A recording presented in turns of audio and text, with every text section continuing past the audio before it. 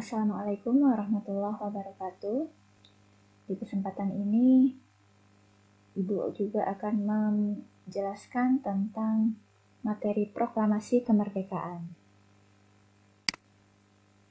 Pertama, perjuangan memproklamasikan kemerdekaan Indonesia.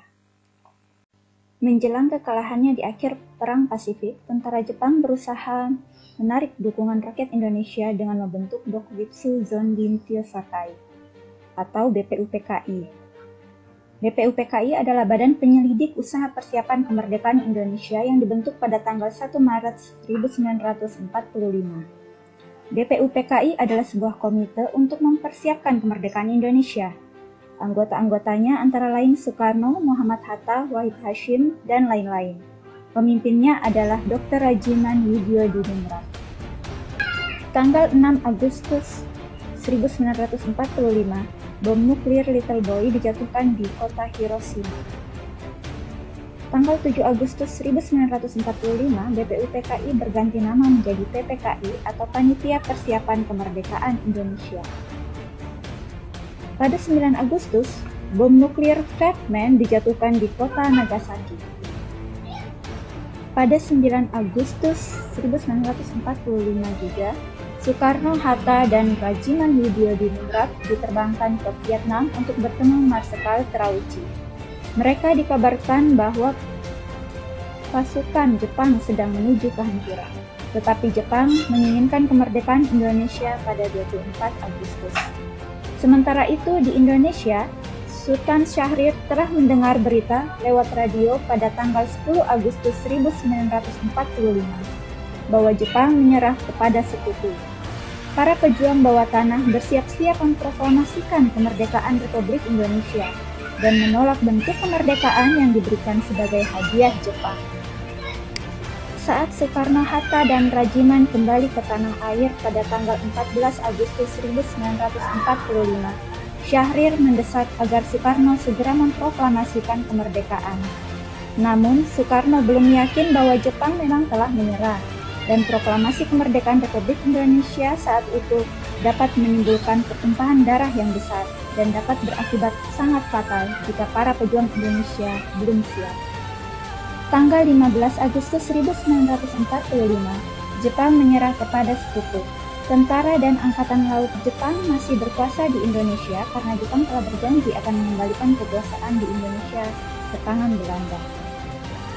Di hari yang sama, tanggal 15 Agustus itu, Soekarno-Hatta, Subarjo menemui Maeda untuk menanyakan kebenaran berita Jepang menyerah kepada sekutu. Hatta memerintahkan anggota PPKI berkumpul besok jam 10 untuk memproklamasikan kemerdekaan. Hatta didesak supaya jangan menyetujui proklamasi dalam rapat PPKI. Para pemuda pejuang termasuk Khairul Saleh yang tergabung dalam gerakan bawah tanah kehilangan kesabaran. Oleh karena itu, pada dini hari tanggal 16 Agustus 1945, mereka menculik Soekarno dan Hatta dan membawanya ke Rengas Dengklok yang kemudian dikenal sebagai peristiwa Rengas Dengklok. Di tempat ini mereka kembali meyakinkan Soekarno bahwa Jepang telah menyerah dan para pejuang telah siap untuk melawan Jepang, apapun resikonya. Malam harinya, Soekarno dan Hatta kembali ke Jakarta, bertemu dengan Jenderal Michiro Yamamoto, dan bermalam di kediaman Laksamana Muda Maeda Tadashi. Laksamana Muda Maeda Tadashi adalah pimpinan intelijen Angkatan Laut Jepang di Indonesia. Rumahnya di Jalan Imam Bonjol nomor 1, Jakarta. Sekarang rumah ini menjadi gedung Museum Proklamasi.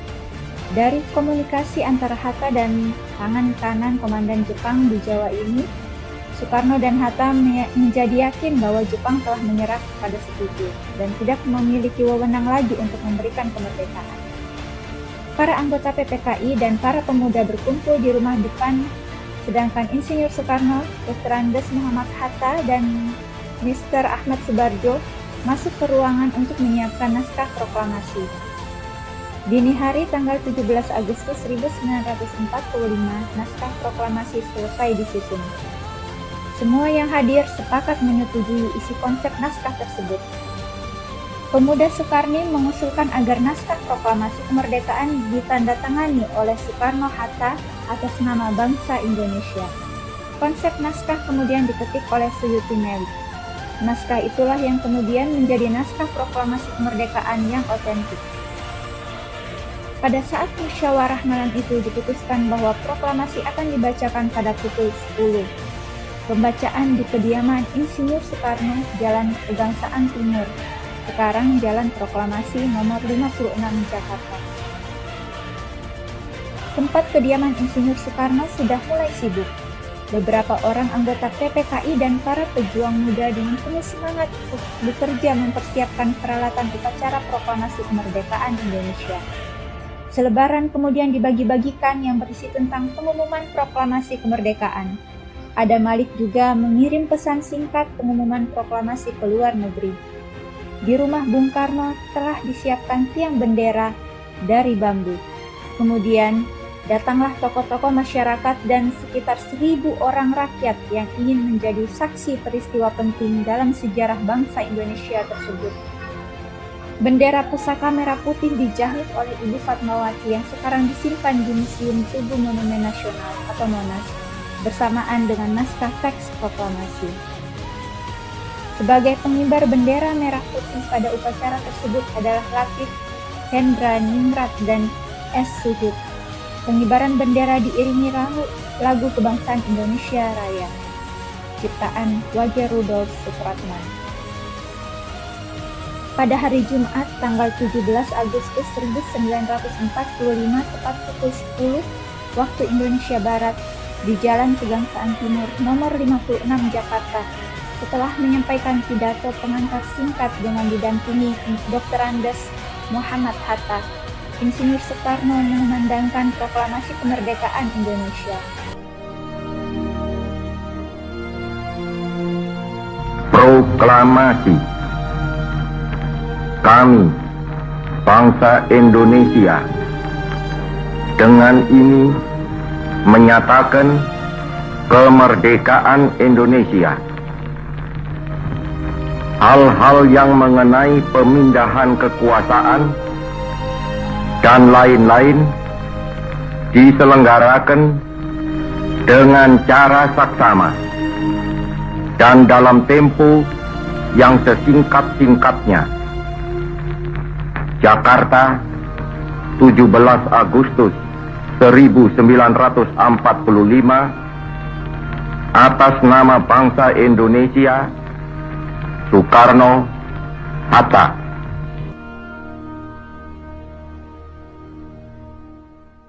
Selanjutnya kita mengenal tokoh-tokoh yang berperan penting dalam proklamasi kemerdekaan Indonesia.